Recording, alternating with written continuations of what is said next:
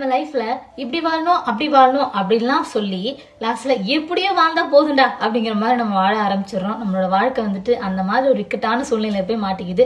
இதுக்கெல்லாம் காரணம் அவங்க இவங்க அப்படின்லாம் சொல்றீங்களா? அது முட்டாள்தனம் தான் சொல்லுவேன். நம்ம தான் காரணம், நம்மளே ஏற்படுத்திக்கிட்டது தான். ஸோ அப்போ நம்மளே தான் அதை சரி பண்ணணும்.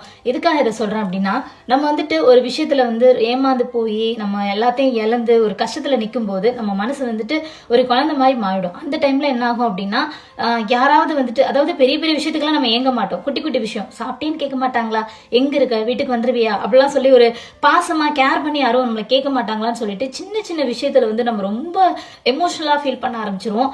அந்த எமோஷனலா இருக்கிற டைம் நீங்க வேற யாரு கூடயும் எமோஷனலா அட்டாச் ஆகாதீங்க. It's very danger. பிகாஸ் ஒரு பர்சன் வந்துட்டு நம்மளை சீக்கிரம் வந்துட்டு நம்மளை ஏமாத்துறதுக்கு இது வந்து ஒரு லூப் கோல் மாதிரி நம்ம சொல்லலாம். நம்ம வந்துட்டு எப்படி இருக்கோம், நம்ம வந்து ரொம்ப வந்துட்டு ஒரு மாதிரி கஷ்டத்துல இருக்கோம், கவலையில இருக்கோம், மனசு உடைஞ்சு போயிருக்கோம், அவங்களுக்கு தெரியற மாதிரி நம்ம ஏமாந்துருக்கோம் அப்படின்னா அவங்க நம்மளை ஈஸியா ஏமாத்துறதுக்கு இது ஒரு லூப் கோலா எடுத்துட்டு நம்ம கிட்ட ரொம்ப எமோஷனலா அட்டாச் ஆக ஆரம்பிச்சிருவாங்க.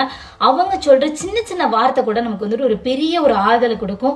ஸோ அந்த இடத்துல தான் நம்ம ரொம்ப கேர்ஃபுல்லா இருக்கணும். பிகாஸ் ஏற்கனவே நம்ம வந்து உடஞ்சி நொந்து போய் மாட்டிட்டு முழிக்கிறோம். அந்த மாதிரி டைம்ல நமக்கு ஒரு சின்ன சின்ன ஆறுதல் கிடைக்குதே அப்படின்னு சொல்லிட்டு நம்ம லைஃப்ல டோட்டலா இழக்கிறதுக்கு நம்மளே வழிவகுத்து கொடுத்த மாதிரி ஆயிடும். ஸோ எப்பயுமே வந்து ரொம்ப கேர்ஃபுல்லா இருக்கணும். பெஸ்ட் சொல்யூஷன், என்ன கஷ்டம் வேணாலும் இருக்கட்டும், உங்க மண்டையை உடைச்சு உங்களை நடுத்தருல நிப்பாட்டி உங்களை அசிங்கப்படுத்தி உங்ககிட்ட ஒண்ணுமே இல்லாம அனாதையா நின்னாலும் பரவாயில்ல, உங்களுக்கு நீங்க மட்டும்தான் ஆறுதல், நமக்கு நம்ம மட்டும்தான் ஆறுதல் அப்படிங்கிற ஒரு கர்வத்தை மனசுக்குள்ள வச்சுட்டு நம்மளுக்கு யாரும் தேவையில்லப்பா, என்னால முடியும், என்னால இதுல இருந்து வெளியில வர முடியும். பிகாஸ் வந்து இது சொல்றதுக்கு ஈஸியா தான் இருக்கும், அதை அனுபவிச்சாதானே கஷ்டம் தெரியும் அப்படின்னு நீங்க என்கிட்ட கேட்கலாம். பட் இருந்தாலும் அந்த கஷ்டத்தை நீங்களே உங்களுக்கு நீங்களே ஆறுதல் சொல்லிக்கிட்டு அதுல இருந்து மெதுவா வெளியில வாங்க. ஒரு ரூம்குள்ள போயிட்டு கதவை சாத்திக்கோங்க, உங்களுக்குள்ள சத்தமா பேசுங்க, அழுதுருங்க. அழுக அழுக அழுக அழுக உங்களோட கஷ்டம் குறைஞ்சிக்கிட்டே தான் வரும்.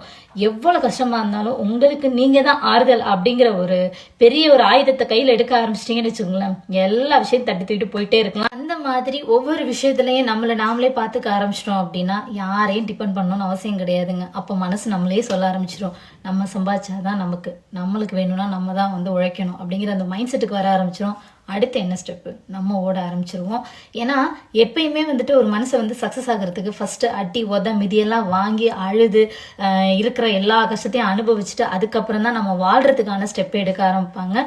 ஸோ இது வந்துட்டு ஒரு பேஸ் தான். இது உண்மையா பொய்யா அப்படிங்கிறத நீங்க வந்து கமெண்ட்ல சொல்லுங்க. எத்தனை பேர் நான் இப்படியெல்லாம் கஷ்டப்பட்டுட்டு தான் நான் இன்னைக்கு என் லைஃப்ல வந்துட்டு ஒரு நல்ல லெவலுக்கு வந்திருக்கேன் அப்படின்னு நீங்க ப்ரௌடா உங்களை ஃபீல் பண்றீங்க அப்படின்னா ப்ளீஸ் கமெண்ட் பண்ணுங்க. தேங்க்யூ.